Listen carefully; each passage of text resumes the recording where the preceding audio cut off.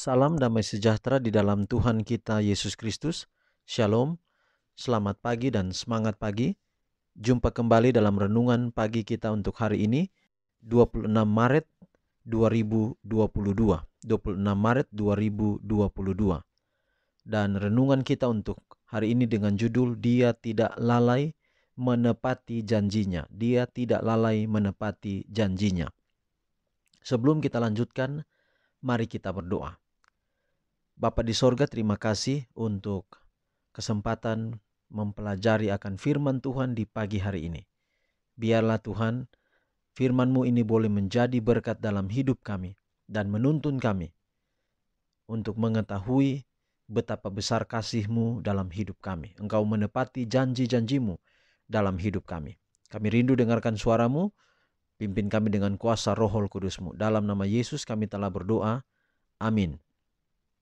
Renungan pagi kita hari ini 26 Maret 2022 dengan judul Dia Tidak Lalai Menepati Janjinya.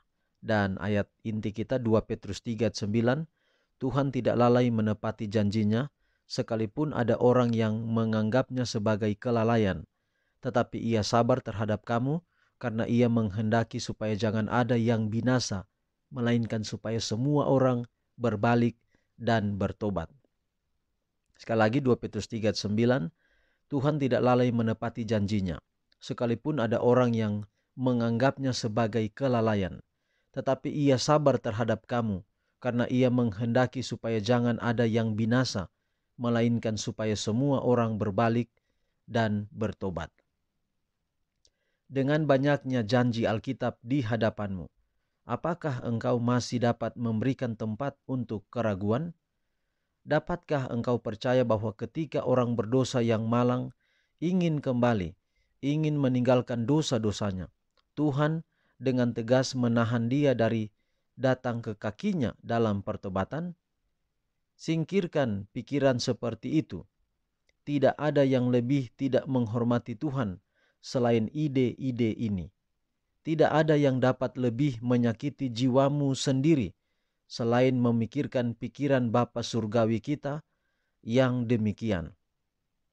Seluruh kehidupan kerohanian kita akan menangkap nada keputusasaan dari kehidupan kerohanian kita untuk menangkap dari keputusasaan dari konsep Tuhan seperti itu. Mereka menghalangi semua upaya untuk mencari Tuhan atau untuk melayani Dia. Kita tidak harus memikirkan Tuhan hanya sebagai hakim yang siap menjatuhkan hukuman terhadap kita. Dia membenci dosa, tetapi dari kasih kepada orang-orang berdosa, Dia memberikan dirinya sendiri di dalam pribadi Kristus agar semua yang mau diselamatkan dan memiliki berkat kekal dalam kerajaan kemuliaan. Tuhanlah yang menyatakan karakternya, sementara setan dengan kejam telah menempatkan cahaya palsu. Tuhan telah menyatakan dirinya sebagai Tuhan, Tuhan Allah, penyayang dan pemurah, panjang sabar dan berlimpah dalam kebaikan dan kebenaran, memelihara belas kasihan bagi ribuan orang, mengampuni kesalahan dan pelanggaran dan dosa. Bahasa apa yang lebih kuat atau lebih lembut dapat digunakan daripada yang Dia pilih untuk menyatakan kasih-Nya kepada kita? Pencipta kita dengan adil mengklaim hak untuk melakukan apa yang Dia pilih dengan makhluk ciptaan tangannya. Dia memiliki hak untuk memerintah semaunya dan bukan seperti yang dipilih manusia. Tetapi Dia bukan hakim yang kejam atau penagih utang yang keras dan tegas. Dia adalah sumber kasih yang paling utama, pemberi berkat yang tak terhitung banyaknya. Jadi saudara, Allah tidak lalai menepati janjinya. Kita telah banyak mempelajari terkait dengan kasih Allah dalam hidup kita.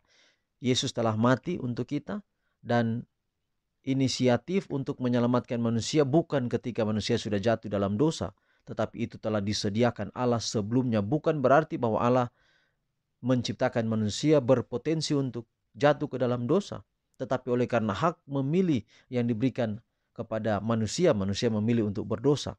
dan semua telah disediakan Allah. Bahkan untuk membentuk karakter kita, Allah punya cara-cara agar kita dibentuk dalam kasih-Nya. Itulah sebabnya kalau menyatakan kasih Allah, tidak ada bahasa yang paling sempurna untuk menggambarkannya di atas dunia ini. Intinya adalah pencipta kita dengan adil mau memilih kita untuk menciptakan kita, tetapi juga untuk mau menebus kita. Sehingga pada akhirnya nanti janjinya adalah menyelamatkan kita kelak waktu Dia datang. Itu akan dilaksanakan atau itu akan terlaksana. Hari ini, saudara, kalau orang manusia berjanji kepada kita, dia bisa mengingkar janjinya. Tapi kalau Allah tidak lalai untuk menepati janjinya. Mari kita tetap beriman kepadanya, bergantung, percaya kepadanya, karena setiap janjinya akan menjadi bagian kita. Mari kita akhiri pekabaran hari ini dalam doa, kita berdoa.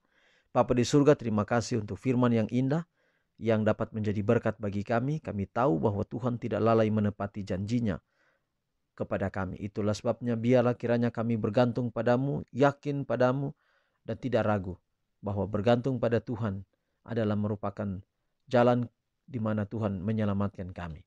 Berkati kami sepanjang Sabat ini dalam semua aktivitas perbaktian kami. Kami serahkan dalam tangan Tuhan. Berkati semua pendengar renungan pagi di mana saja berada. Biarlah berkat Allah menaungi kehidupan kami semua. Inilah doa kami. Terima kasih Bapa, terpuji nama Tuhan. Dalam nama Yesus kami telah berdoa. Amin. Demikian saudara pekabaran kita untuk hari ini. Tuhan memberkati kita semua. Shalom.